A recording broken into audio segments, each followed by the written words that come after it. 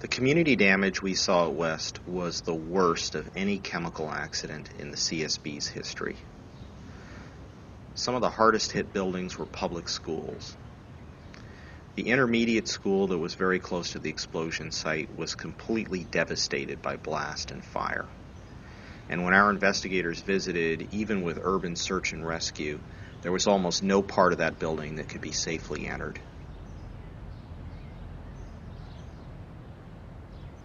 The middle school was about half a mile away from the blast site. It was heavily damaged, glass was broken, ceilings were falling in. But the very worst damage was close to the site. The apartment block was almost demolished. And of course, tragically, there were a couple of fatalities within that building. Across the street from the apartment block is a nursing home. That building had glass everywhere, virtually not a single window intact. Ceilings and roofs were collapsed. And one of the most disturbing things about this accident is how these vulnerable buildings were so affected by the explosion. Of course, there were a huge number of houses that were damaged or destroyed.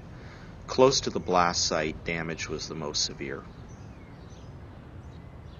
There was block after block of houses with serious structural problems, windows gone, walls cracked or gone, ceilings collapsed.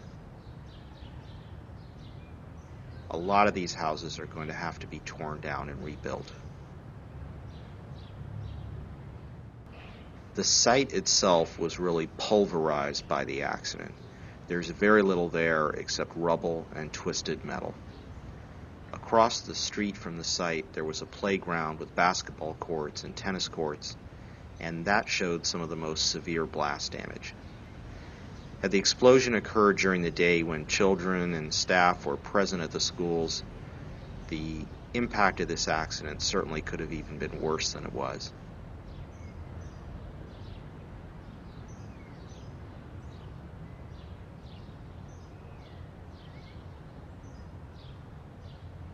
CSB investigator Jared Denton went out with a film crew on Friday, May 3rd, and went around the neighborhood trying to document just how severe this accident was.